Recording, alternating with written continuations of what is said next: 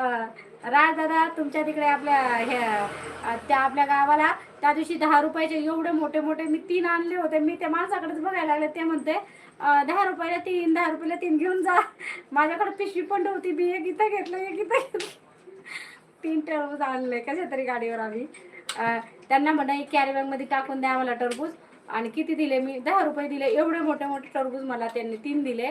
ते म्हणले अजून घेते का? मी म्हणलं दादा माझ्याकडे पिशवीच नाही ना, अजून घेतले असते मी. आणि इथं किलोवरती आहे. त्याच्यात एवढी साल जाते ते एवढंच निघते टरबूज आतमध्ये. 25 रुपये किलो देतात ते. 20 रुपये किलो, 25 रुपये किलो. ते किलोमध्ये किती घेतं सांगा बरं. तरी पण 100चे किंवा 80चे असे दाजी आणतात कलिंगड. पण तिकडं खूप मजा आहे गावाला खायची मस्त. आणि कलिंगड पण खूप छान निघतात तिकडं गावाचे.